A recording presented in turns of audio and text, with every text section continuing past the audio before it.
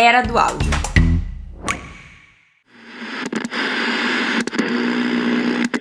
E você vai escutar isso com um outro ouvido, em outra paisagem sonora. E vai bater de outra forma para você e você vai interpretar aquilo de outra forma.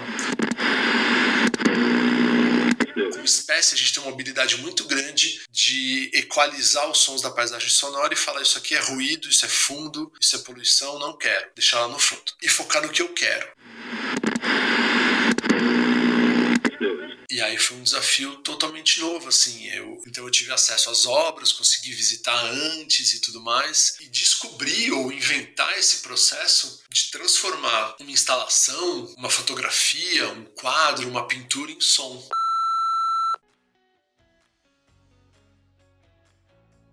Hoje a gente vai conhecer o trabalho de alguém que sabe muito sobre som e transforma esse conhecimento em podcasts narrativos que são obras de arte para ouvir. O meu convidado é o Fernando Céspedes. Ele é pesquisador nas áreas do som, música e escuta, doutor em comunicação digital pela USP, onde também é membro do Mediasom, um grupo de estudos e produção em mídia sonora. O Fernando também é sound designer e criador do Ser Sonoro e do podcast infantil A Incrível Nave Sonora. Bem-vindo, Fernando. Obrigada por aceitar o convite de estar aqui hoje. Eu que agradeço, Ananda. Super prazer bater esse papo contigo hoje. Obrigada. Bom, Fernando, eu vi, né, até pela tua bio, que tu tem uma relação muito plural com o mundo do som. Tu é sound designer, trabalha com podcast, é pesquisador e tudo mais. Então eu gostaria de saber como que foi o teu contato com o mundo sonoro, assim, durante a tua vida, infância, juventude, e como tu decidiu entrar nesse mundo profissionalmente? Meu primeiro contato foi com a música. Eu sempre gostei muito de música, desde pequeno. Não tenho uma lembrança muito grande da minha família escutar muita música, mas eu sempre fui muito musical. Lembro tinha um violão encostado ali na casa da minha tia. Quando eu tinha 12, 13, eu comecei a brincar com ele. Já sequestrei o violão, levei pra minha casa, e aí não parei mais. E eu sempre gostei muito de batucar as coisas, assim. Eu lembro, eu vou participar de uma mesa daqui 2 semanas com um pesquisador que pesquisa os sons da cozinha, os sons da culinária. E a gente bateu um papo e eu lembrei na hora da latinha do Nescau. Eu adorava batucar na latinha do Nescau, achava um som lindo, parte de cima, parte de baixo, o lado. Adorava bater naquela latinha e escutar o que vinha daquilo. Então eu sempre fui muito ligado ao som, ao musical. E eu fui estudar comunicação social. Não tinha necessariamente nada voltado pro som. Mas já no TCC eu quis fazer um trabalho ligado ao som, ligado à música. Foi lá em 2007 e lá eu vi que era o meu lugar. Terminei a graduação, já quis entrar num mestrado, já comecei a fazer um projeto de mestrado e depois o doutorado. Sempre pesquisando paisagem sonora, som, a relação da nossa escuta com a produção musical. Mas até então eu tinha, tirando o meu trabalho com música, como estudante de música, na verdade, desde sempre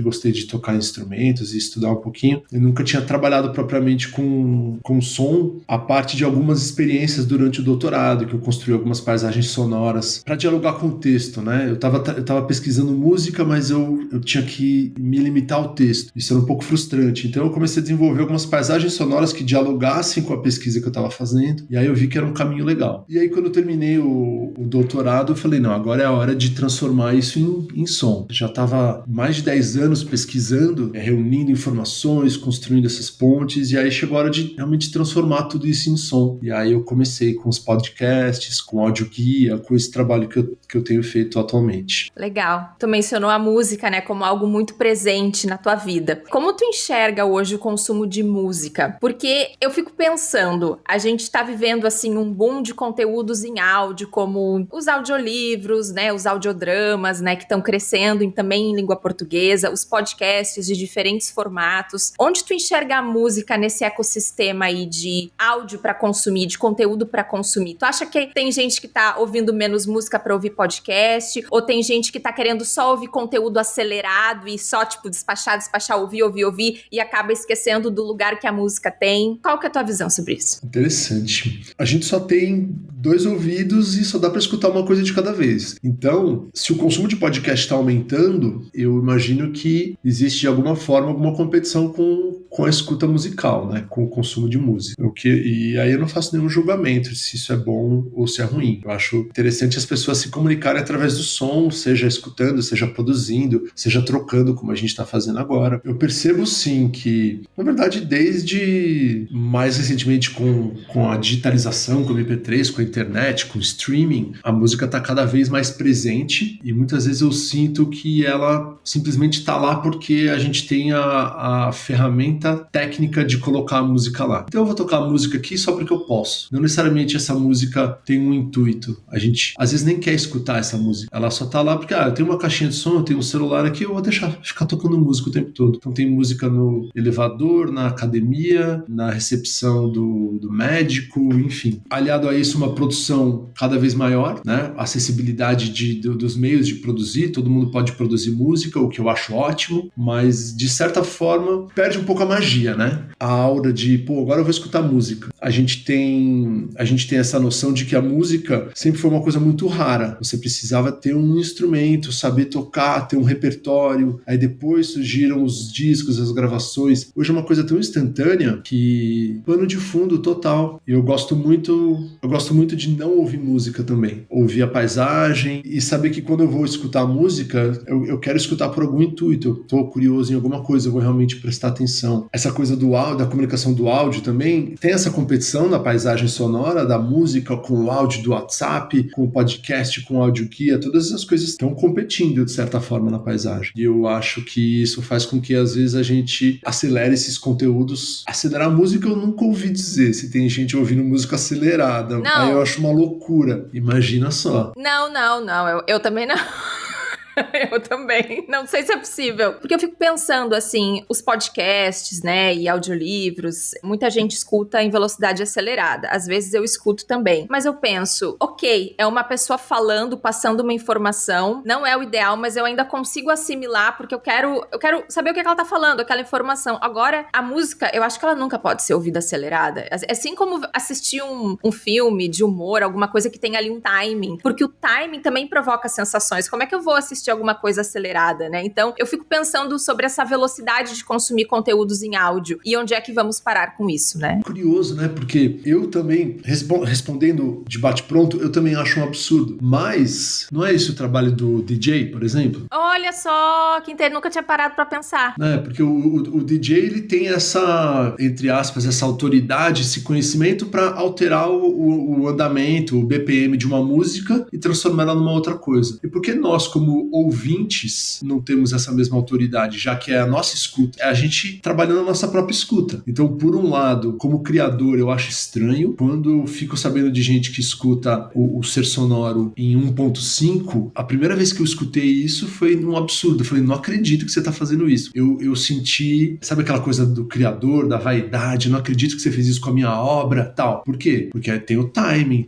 da fala, tem o respiro, tem o momento que entra o som, o desenho de som e tudo mais. E a gente fica muito tempo pensando nisso durante a criação. Mas o ouvinte, ele não é passivo. Ele tá construindo a escuta dele tanto quanto. Então, hoje em dia, eu tô mais tranquilo em relação a isso, porque eu enxergo o ouvinte também como um DJ, um curador. Ele vai encontrar a forma mais interessante dele de ouvir. Eu escuto muito podcast de notícia. Quase não leio notícia mais, mas todo dia eu escuto algum podcast de notícia. E eu gosto de escutar na velocidade que foi gravada. Porque eu também tenho esse ouvido de produtor, então eu quero saber o que as outras pessoas estão fazendo e tudo mais. Mas às vezes eu tô com pouco tempo, eu vou entrar numa reunião, eu vou entrar em algum lugar, tal, eu boto ali 1.5 só pra devorar a notícia, né? Que nem um fast food que você come rápido ali. É a melhor coisa pra saúde? Talvez não, mas às vezes é o que encaixa no seu dia. Eu sinto essa tendência, e isso é uma coisa que eu falo bastante no Ser Sonoro, a velocidade do mundo afeta a velocidade da música, afeta a velocidade da fala. Se a gente tá trabalhando mais rápido, dormindo menos, se locomovendo mais rápido e se comunicando mais rápido, a nossa escuta vai, de certa forma, responder a isso tudo. Então a gente vai se acostumar a escutar. escutar cada vez mais rápido também, pro bem e pro mal. Vamos falar um pouco do ser sonoro, Fernando. Como a tua jornada aí como pesquisador te influenciou em trazer tantas informações tão ricas? Tu traz coisas assim muito específicas, muito preciosas nos episódios do Ser Sonoro. Fala um pouco sobre esse projeto e, enfim, tem muita coisa, tem várias perguntas, mas enfim, pode começar a falar.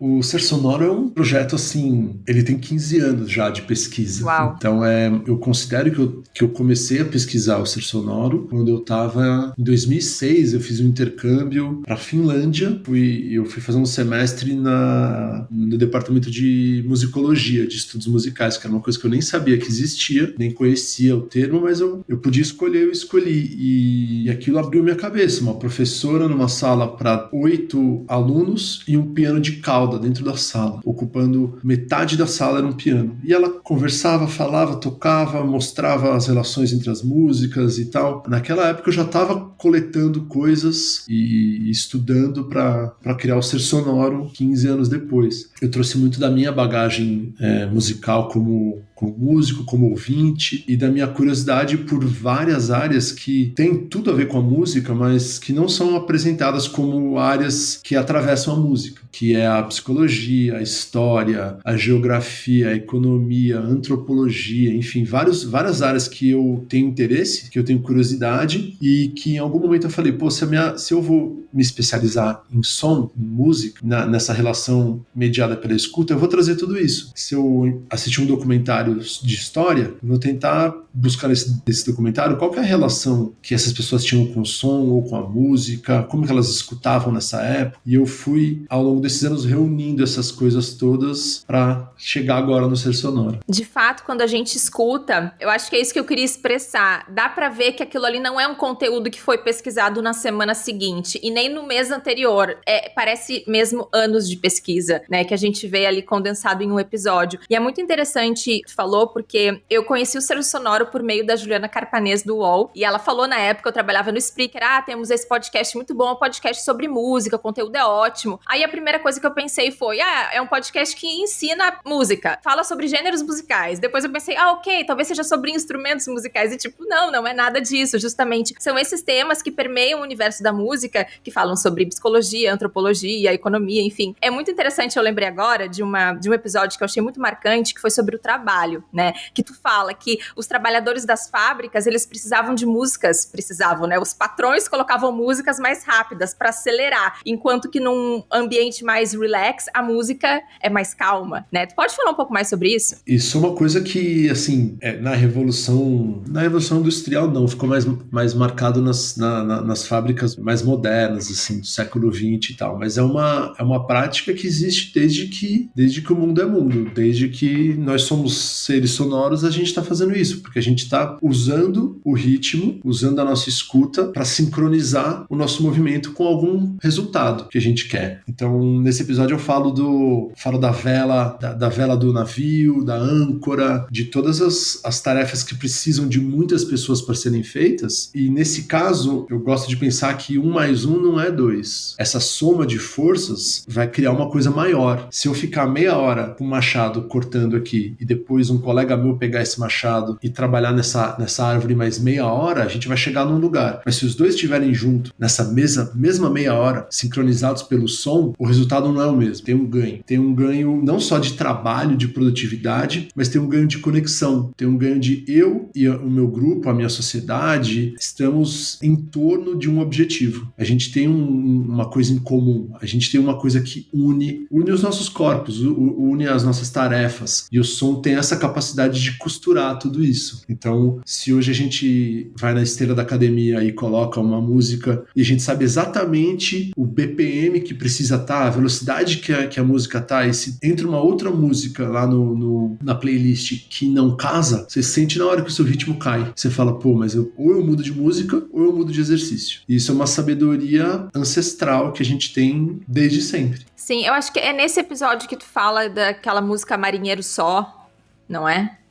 Acredito que sim, que tem aquele sistema de pergunta e resposta, diálogo. Isso. Pergunta e resposta, Exatamente. Isso.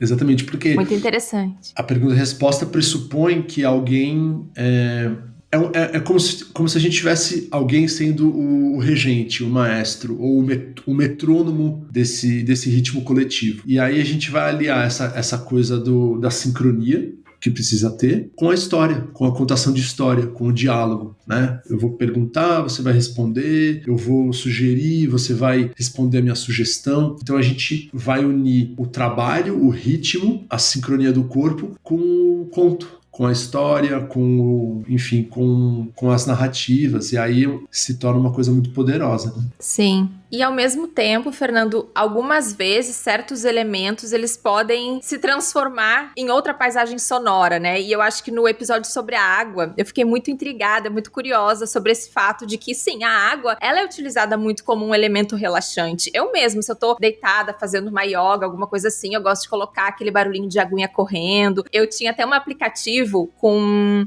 sons pra ajudar a dormir, uma época que eu tinha insônia. E daí eu colocava chuva, sabe? Até tempestades eu botava às vezes. E aí a gente vê, né, que, por exemplo, num cenário de heavy metal, essa mesma chuva foi utilizada por uma paisagem sonora mais, assim, agressiva e tal. Então, gostaria que tu falasse um pouco sobre isso também. Ótimo, eu adoro essa relação, assim, de como um mesmo som, ele vai ser escutado, interpretado e vai ter conotações totalmente diferentes dependendo do contexto. Tem um conceito que na verdade é um conceito que começa na biologia, que hoje virou uma coisa totalmente diferente, mas continua se conectando, que eu gosto de usar para falar sobre isso, que é o meme. A gente fala do meme hoje como, o meme é o quê? É uma gracinha, uma piadinha de internet, uma foto, um gif, uma frase, alguma coisa que se espalha, que viraliza. A raiz disso está na biologia. O meme, ele é vamos dizer, o irmão gêmeo do gene. O que é o gene? O gene é a informação genética que quer se espalhar o tempo todo, né? Nós temos nossos genes e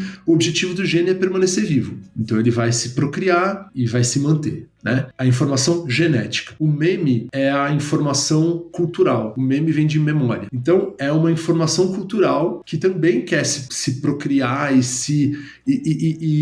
e ficar viva para sempre. E o que é esse meme? Esse meme pode ser uma frase, qualquer informação cultural. Na música, ele pode ser um ritmo, ele pode ser uma melodia, ele pode ser um acorde, ele pode ser um timbre, um som específico que a gente ouve. E eu gosto de pensar que ele é uma unidade independente, ele está vivo. E aí quando a gente transforma esse contexto, um CD sai daqui, São Paulo, e vai aí para Lisboa, eu mando um CD para você numa carta, você vai escutar esse CD, obviamente eu estou falando há 30 anos atrás, né, quando isso acontecia, e você vai escutar isso com um outro ouvido, em outra paisagem sonora, e vai bater de outra forma para você e você vai interpretar aquilo de outra forma. Ao invés de falar de um CD, eu podia estar falando de um MP3 que eu mandei para você, de um streaming, de um instrumento que saiu lá de Angola em 1700 e chegou na Bahia. Isso é um meme também, é um meme sonoro, é um meme musical. É uma informação cultural que vai chegar num outro contexto e vai ser interpretada de outra forma. Então, se para você aquela chuva é relaxamento na sua yoga, lá nos anos 70, na Inglaterra, por aquelas pessoas, aquilo representava uma outra coisa. Não é relaxamento, é, sei lá, raiva, porque eu não gostaria de estar num lugar tão chuvoso. Eu gostaria de estar na praia, mas eu tô aqui trabalhando numa fábrica 15 horas com um tempo horrível desse. Então, é o mesmo elemento, entre aspas, dá pra dizer que é o mesmo elemento, é a mesma chuva, só que o contexto de escuta é outro. Então, isso é a base da música, isso é a base da evolução, não no sentido de pior para melhor, mas no sentido de multiplicação e variedade. Escutar um som e transformá-lo, né? E isso volta com aquele papo que a gente falou da velocidade da música. A gente tem as formas de brincar com isso, e quanto mais a gente brincar com isso, mais diversidade a gente vai ter musical, assim como a diversidade genética. Quanto mais a gente espalhar, mais variedade a gente vai ter. Então essa relação é muito próxima. Essa coisa de escutar os sons e ressignificá-los e tal, de acordo com o contexto, faz, assim, da música também meio que uma espécie de máquina do tempo, uma coisa, assim, que viaja, né? É uma pena que a gente não tenha acesso a sons, assim, super, super, super antigos, porque seria muito interessante. Perfeito. É uma máquina do tempo mesmo. A máquina do tempo mais presente que a gente tem hoje é a picapes do DJ, né? Ele Ele pega 2 discos, ele pega um disco de 1920 e pega um disco de 2020. E ele tem um switcher que ele, em 1/10 de segundo, pula um século. Ele combina aquilo. E não é só uma máquina do tempo, é uma máquina de lugares, né? De geografias diferentes. Eu não tô combinando só São Paulo 1920, São Paulo 2020 ou Lisboa 100 anos de diferença. Tô conectando esses lugares. É uma coisa que pra gente é trivial hoje, só que se a gente for pensar, um disco, um registro musical, fonográfico, é um momento no tempo. Eu falo bastante, acho que naquele episódio que os Stravinsky tocam piano dentro do estúdio, há 70 anos atrás e tudo mais, num piano que talvez nem exista mais, é um registro no tempo. Então a gente pegou aquele momento, naquele tempo, naquele espaço, e o DJ tá brincando com aquilo em tempo real na nossa frente. Então é uma máquina do tempo, com certeza. Se você está gostando de acompanhar a Era do Áudio, considere se tornar um membro. Você pode utilizar o Apoia-se se estiver no Brasil ou o Patreon se estiver em Portugal ou, quem sabe, em outro país mundo afora. Com apenas R$12 mensais, você se torna apoiador do podcast e, o mais importante, vai poder participar de um encontro mensal para discutir próximos episódios, fazer perguntas, trocar ideias e discutir temas relevantes dentro do nosso setor. Para apoiar, visite apoia.se/A Era do Áudio, se você estiver no Brasil, e se estiver fora do Brasil, pelo Patreon, é patreon.com/A Era do Áudio. Fernando, vamos falar um pouco sobre o roteiro, sobre a produção do Ser Sonoro, vamos ir mais a fundo, porque ele é um podcast solo, né? Tu faz inclusive as citações quando tu tá citando alguma fonte, digamos, estrangeira, né? Tu faz ali a citação com uma voz ali, com um efeito um pouco diferente, e tem muita gente que quer fazer podcast solo e tem medo de cair no tedioso, de ficar ali uma pessoa falando durante 30 minutos e tal. E eu acho que tu faz muito bem, tu envolve a pessoa numa história. E eu gostaria que tu falasse um pouco sobre os recursos, assim, que tu utiliza na hora de fazer o roteiro, na hora de pensar no desenho de som também do episódio, para que ele fique realmente muito gostoso de ouvir, porque ninguém cansa te ouvindo falar. Então, é muito, tem ali um engajamento, sabe, com o que tu fala e tal. Como é que constrói isso? Bom saber que ninguém cansa. Com certeza alguém cansa, né? Eu não canso, mas enfim. Ah, que bom. Tá bom. É o que importa pra hoje. É muito curioso porque eu tava pensando bastante no formato e na duração dos episódios. Podcasts de, sei lá, episódios de 2-3 horas às vezes. Mas eu imagino que essa não seja a média. As pessoas... Voltando àquele papo que a gente falou das velocidades, né? As pessoas querem as coisas rápidas. Eu formatei esses episódios de 20-25 minutos porque pra mim é muito importante o gancho pro próximo. Não acredito que acabou agora esse episódio. Tem que falar sobre aquele negócio, ele não vai falar. Esse jogo de esconde-esconde do roteiro eu acho super, super legal. Como que eu faço isso? Bom, eu tenho um material, sei lá, eu tenho 500 páginas escritas, que é a minha pesquisa anterior ao podcast, e aí o que eu faço? Eu vou lendo essas páginas e vou pensando o que é interessante. Isso aqui, essa ideia é legal. Essa ideia aqui conecta com aquela outra ideia lá. Aí eu vou amarrando isso, eu vou criando como se fosse uma rede de sons e de ideias. Eu vou ter que transformar isso linearmente. Então eu pego essa rede e transformo ela num fio. Consegui criar essas conexões e fazer uma coisa falando nisso,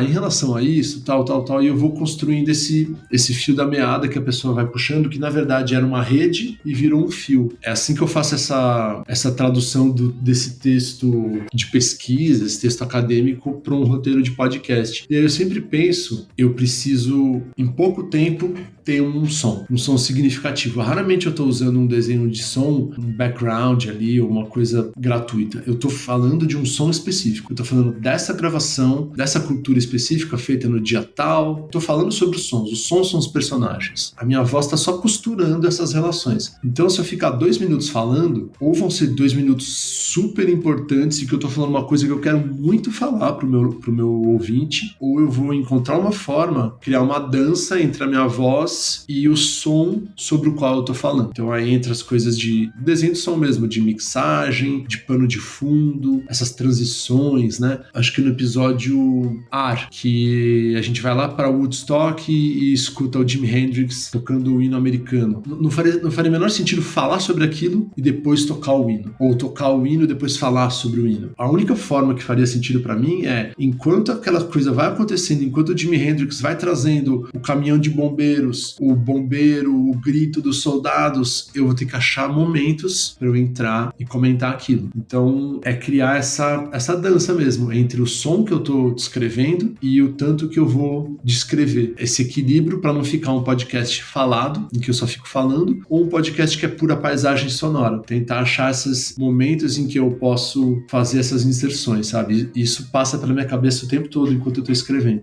Eu noto que tem uma interação. Tu fala, ouça com fones de ouvido, vá para um lugar silencioso, ou então algumas vezes, em alguns episódios, tu repete, ouça mais uma vez. Eu não lembro agora qual, mas teve um que tu fez ali um exercício pra pessoa, assim, ouvir. Ouça de novo, agora adivinhe qual é o som disso e daquilo e daquele outro. Ai, não lembro agora. É o do silêncio. Eu acho que sim, o do silêncio, aham. E eu achei muito interessante. Existem vários silêncios. Qual silêncio é esse? Então, é uma proposta, assim, que eu falei, será que eu vou fazer isso mesmo? Faz sentido? Alguém vai escutar? Porque eu tô fazendo um podcast, que é uma mídia puramente sonora, um episódio sobre silêncio, e eu tô propondo um jogo de adivinhação de silêncio. Tanto que eu até falo, se você acha que eu tô maluco, pula pro próximo episódio. Mas se você tiver a fim de entrar nessa brincadeira, vamos lá. E é isso. Não escuta no ônibus, não escuta no trem. O ideal pra mim é você botar no sofá, pé pra cima, relaxado, uma luz baixinha ali, tomando um negócio que você gosta. Pra mim é o ideal.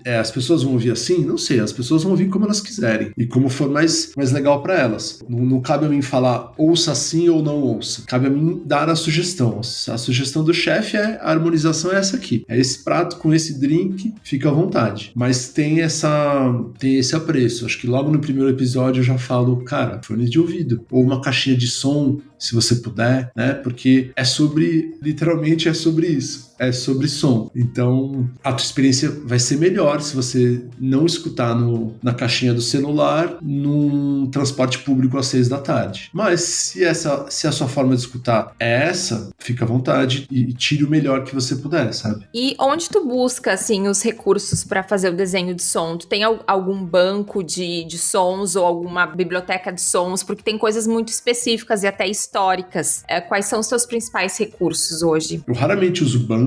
Quando eu preciso construir alguma paisagem, eu uso alguns bancos gratuitos, eu uso bastante o Free Sounds. O YouTube tem muita coisa, Creative Commons, né, de direitos liberados, eu uso bastante. Mas é o que a gente estava falando. É muito difícil fazer uma substituição. Esse som aqui não dá, vou usar outro. Se eu usar outro, eu vou ter que contar outra história. Eu vou ter que escrever outro roteiro. Porque aquilo que eu tô falando não se aplica a outro som. Se aplica àquele som específico. Então, como é um podcast de pesquisa e de educação, eu não caio num balaio de um podcast que tá explorando aquilo comercialmente. Trabalho de divulgação científica. Pop Science, como eles gostam de usar nos Estados Unidos, que tem bastante essa ideia. Transformar um conteúdo acadêmico, científico em um produto pop. É muito raro eu conseguir fazer essa substituição. Mas quando eu preciso de algum som de banco, alguma coisa assim, eu vou no YouTube e vou no Free Sounds, são os primeiros que eu uso. E aí tem muita coisa de som histórico, Smithsonian,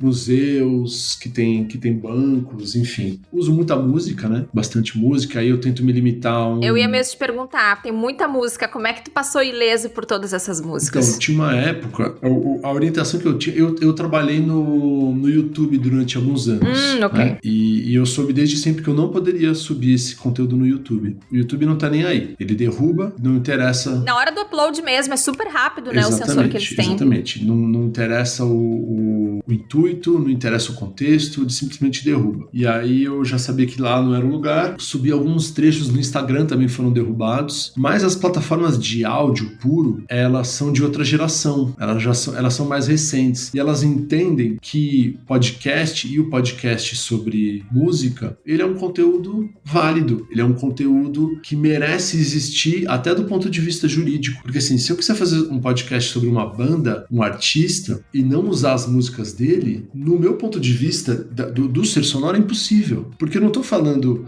vamos aqui ler a letra de tal música. Ou depois, quando o episódio acabar, escute a música. Não é essa a minha proposta. Minha proposta é uma escuta guiada, de certa forma. E as plataformas de áudio entendem isso. Então eu consigo, dentro de uma limitação de tempo, nunca uso as músicas inteiras, eu uso os trechos que tem diálogo com o texto. Então, por enquanto eu nunca tive nenhum problema e acho que não vou ter dentro desse formato que eu encontrei de, assim, se eu tô falando dos Beatles aqui, eu não vou colocar a música do Rolling Stones. Eu tô falando deste trecho, deste take, deste ano, deste dia, dessa canção. Eu estou falando sobre a canção. Não é um uso gratuito, não é um uso de fundo.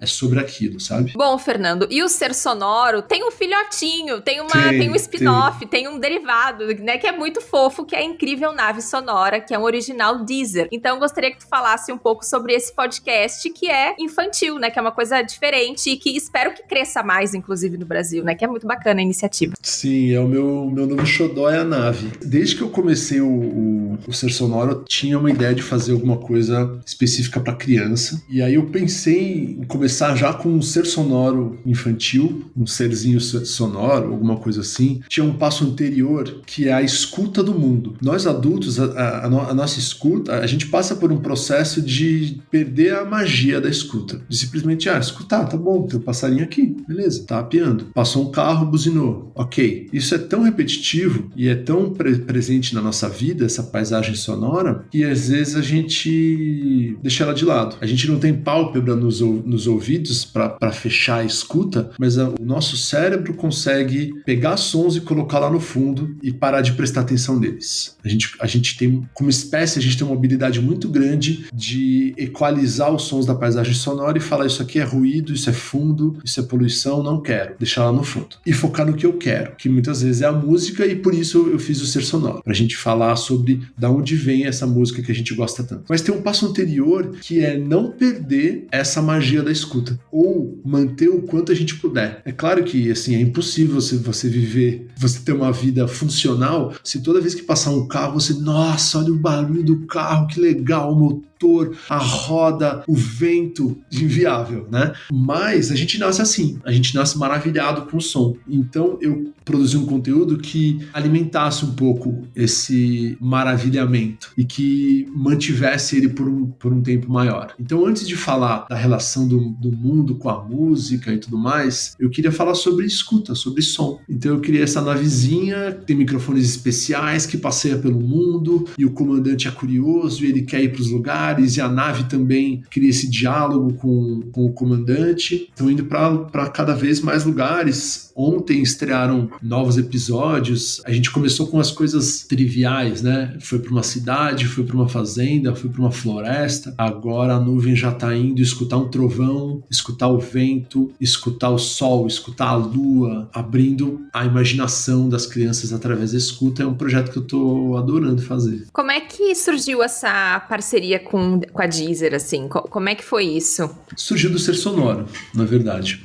O Ser Sonoro foi distribuído pelo UOL. Conhecendo a equipe do UOL, eu participei do podcast da Bienal de Arte de São Paulo. A Laura Capanema, que era da equipe desse podcast da Bienal de São Paulo, durante a produção do podcast, saiu e foi para Deezer, foi assumir a área de podcasts da Deezer. E a gente perdeu o contato. Depois que o UOL ficou pronto, depois que o podcast da Bienal ficou pronto e ficou super legal, eu comecei a mapear pessoas que eu queria apresentar essa ideia do infantil, que eu já estava começando a escrever a nave. E aí eu lembro que o pessoal do projeto da Bienal falou, por que você não vai falar com a Laura lá na Deezer? Ela assumiu a área de podcasts. A gente marcou um papo, eu contei a história da nave para ela, eles adoraram e a gente fechou a parceria, a nave decolou. Que máximo! E eu vi que a equipe, né, tu tá por trás do projeto, né, mas tem pessoas, tem os locutores que, na verdade, me parece até que é um ator que faz a locução principal, não é, Fernando? O comandante é o Ricardo Fábio. O comandante da nave é o Ricardo Fábio. Uma super experiência como locutor infantil. Ele é a voz do Pocoyó, que é um desenho super famoso. Entre a molecada, todo mundo conhece o Pocoyó. Ele é o narrador do Pocoyó. Ele é cantor também, então eu quero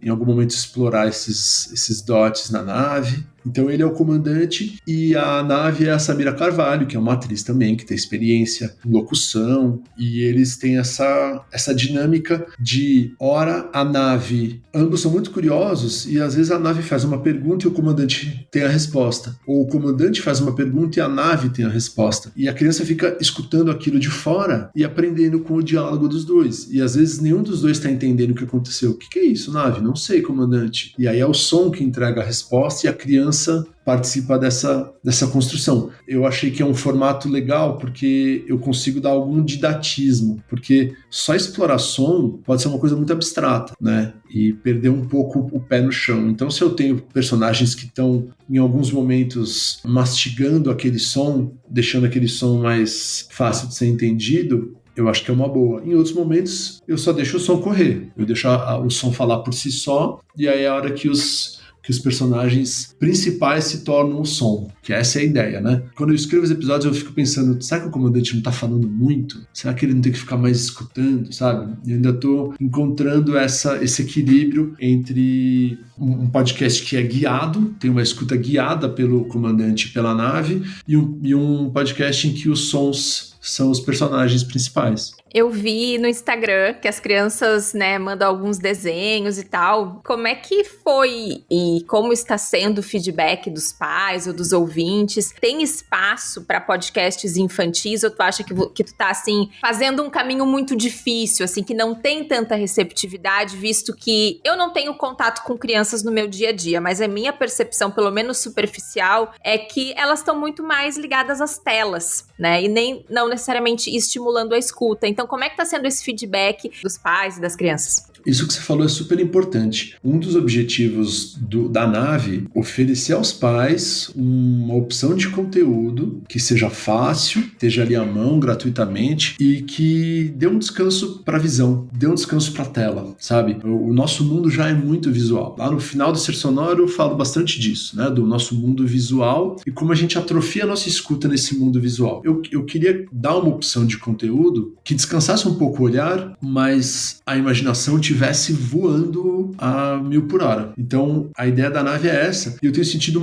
uma receptividade muito boa dos pais que sabem que o meu papel de jeito nenhum é demonizar a tela ou julgar a criação. A tela faz parte das nossas vidas como adulto. Não tem como não fazer parte da vida das crianças. Mas se a gente tiver outras opções que possam equilibrar um pouco esse consumo de mídia, eu acho uma ótima. E a ideia da nave, inclusive, é essa. Não só trocar uma mídia pela outra, mas uma mídia que você, ali com desenho, com massinha, criar os seus próprios sons. Então teve criança que já imitou o comandante, mandou um áudio, a gente foi lá e montou um mini episódio com a voz da criança e os sons da nave em volta. Estamos recebendo um monte de desenho de criança que quer aparecer no painel da nave, que essa é a ideia, né? O Instagram é um painel com uma geladeira dos pais que a gente coloca com o ímã de geladeira ali o desenho. O Instagram é o painel da nave que a gente vai colocar os desenhos. Então chegando vários, cada vez mais, e vídeo da mãe debaixo do cobertor, dentro da nave, sabe? Várias coisas super fofas, assim. Que fofo.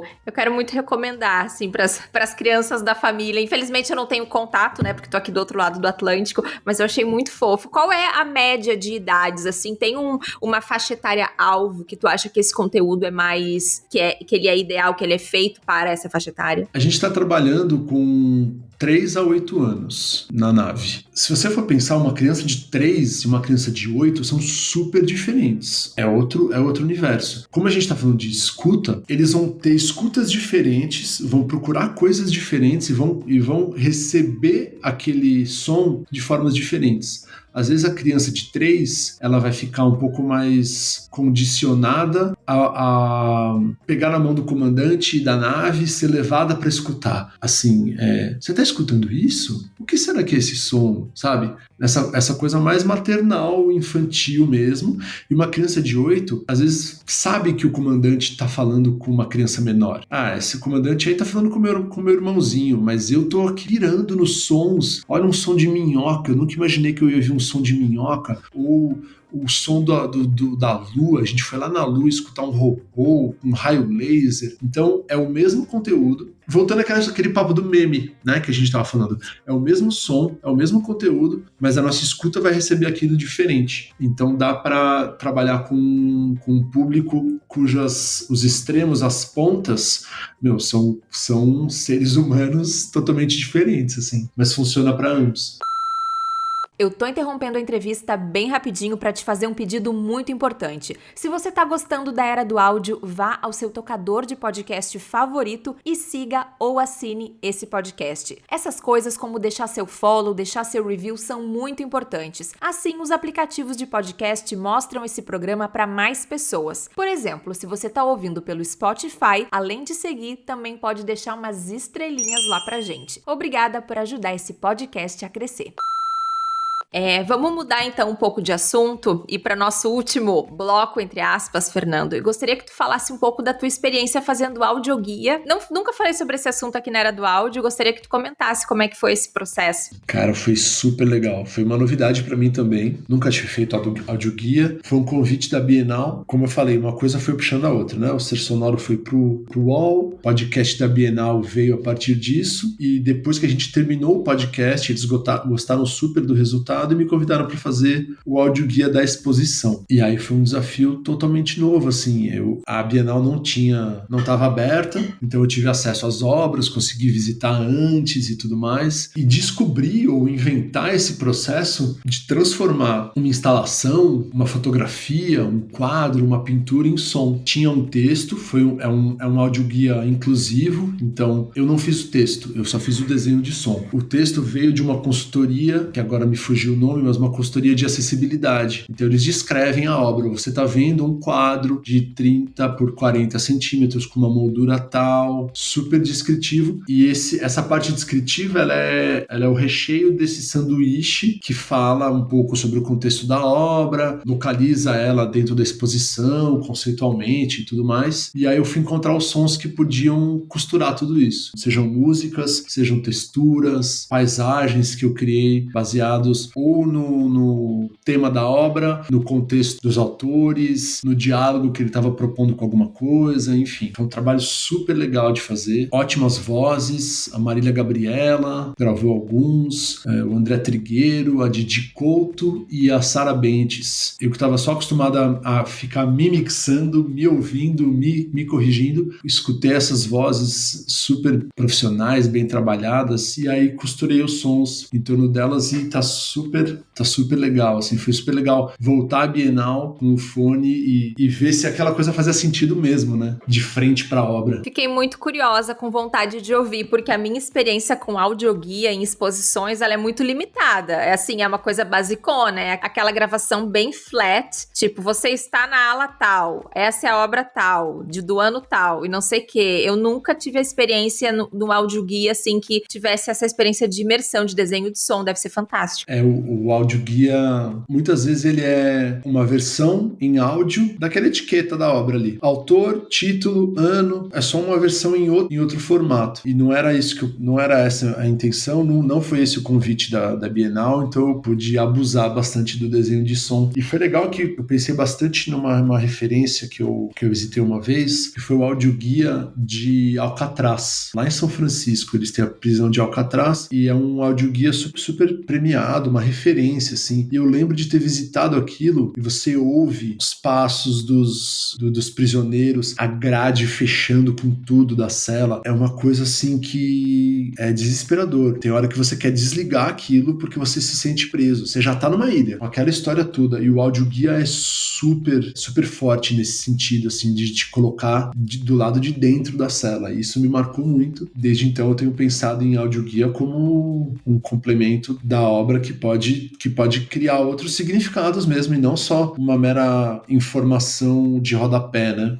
E Fernando, vamos falar um pouco sobre carreira e alguma dica, algum conselho teu para quem quer entrar nessa área, né? Tu tem a formação que tu fizeste em Helsinki, né? Tu já fez um estágio em Stanford, tu tem aí uma vasta experiência acadêmica e prática profissional. Todas essas coisas, né, te tornaram, né, o profissional que tu é. E eu gostaria de saber, assim, o que tu diria hoje para quem quer entrar na área do áudio hoje? hoje, principalmente desenho de som, roteiro? O Brasil tem oportunidades, assim, de cursos, ou a experiência no exterior, ela ainda é fundamental para quem quer trabalhar com essa área? O que tu acha? Eu não sou a melhor pessoa para falar assim, vá fazer este curso, porque a minha formação é um zigue-zague de muitas coisas, né? Eu sou da área de comunicação, toda a minha pós, mestrado, doutorado foi em teorias da comunicação. E eu levei o áudio para dentro das teorias de comunicação. Não foi a universidade que estava aberta falando, vem aqui pesquisar som, áudio e escuta. Foi o contrário. Então, eu não sei dizer assim, olha, este é o curso, esta é a universidade, esta é a linha de trabalho. O que eu posso dizer é o seguinte, curiosidade,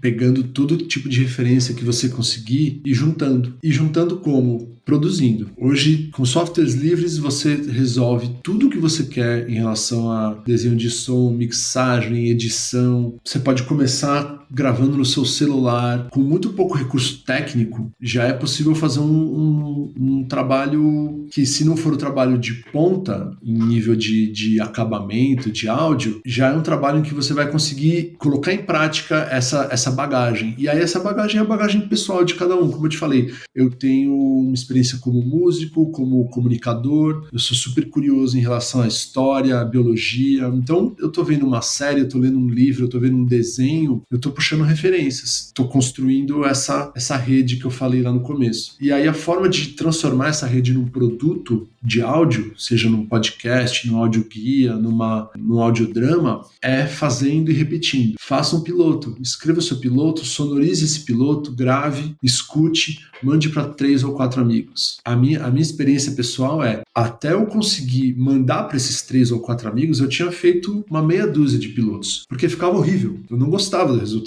Eu não sabia colocar minha voz, eu não sabia mixar, eu não sabia criar o desenho de som, era um texto duro, não era um texto próprio para fala, para voz gravada. Então, cada vez que você cria um piloto de 2 minutos, gravado no celular ali, alguma coisa você aprende. E aí você vai acumulando esse conhecimento. O YouTube tem 1 milhão de referências, tanto de softwares que você pode usar, dicas de mixagem, dicas de roteiro. A minha experiência foi uma experiência muito, muito fazendo ao longo dos anos mesmo. Ao longo dos últimos 4 ou 5 anos que eu tô, de fato, colocando a mão no áudio, né? Eu tenho uma carreira já em pesquisa, né? Em pensar som, em pensar música, pensar escuta, estudar. Foram realmente nos últimos 4, 5 que eu peguei para fazer. E pegar para fazer, quando você já tem uma base que você está estudando, colocar aquilo em prática, você acelera muito o nível da produção. E o Ser Sonoro, tem previsão de voltar? Nossa, quero tanto voltar, não consegui ainda. E pior que toda vez que alguém fala, eu falo, nossa, eu tenho que voltar, porque eu sinto que quem me pede para voltar gosta tanto quanto eu. E eu falo, cara, é só parar para fazer. Mas é isso, esses projetos todos que derivaram a partir do Ser Sonoro foram os projetos que me tomaram esse tempo agora da pausa, e eu tô me organizando para o segundo semestre. Eu nunca parei de estudar e de pensar como seria essa nova temporada, né? Eu termino a temporada com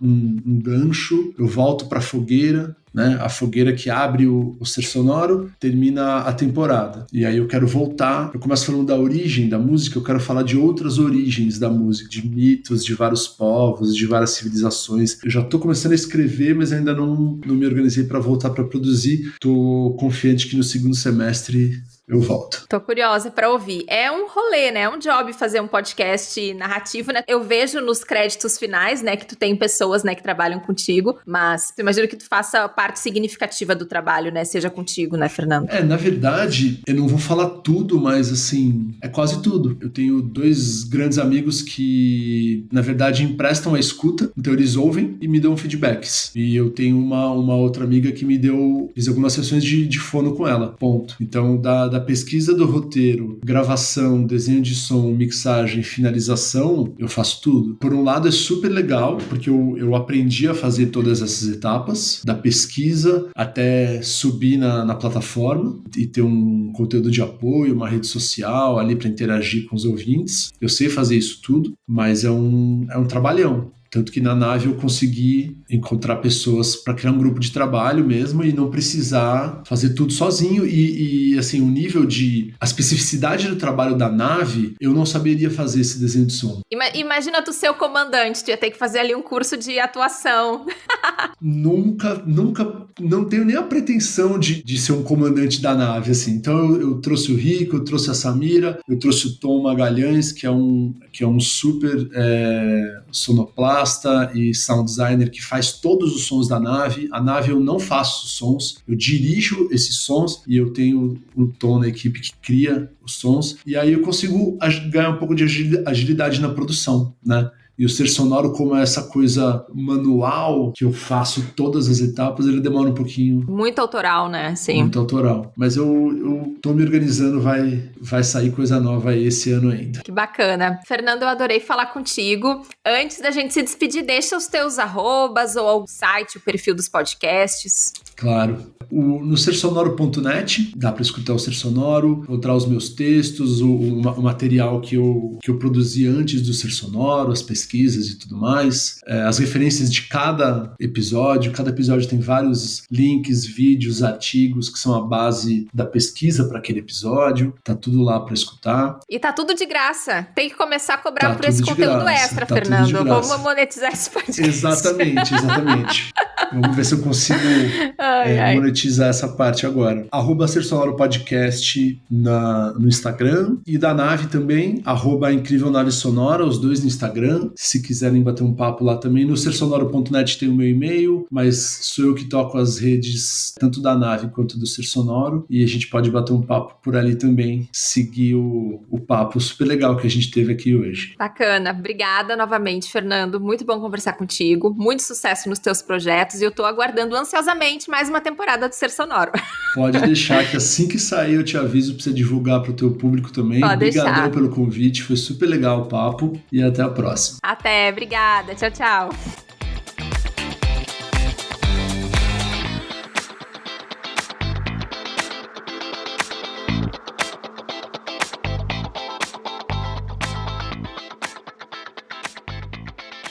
E aí, gostou dessa conversa? Se você quiser trocar uma ideia sobre áudio e comunicação e acompanhar a Era do Áudio nas redes sociais, é só seguir @a Era do Áudio lá no Instagram. E eu tô em todas as redes sociais como @Ananda Garcia. O nosso e-mail é aeradoaudio@gmail.com. Até o próximo episódio. Tchau!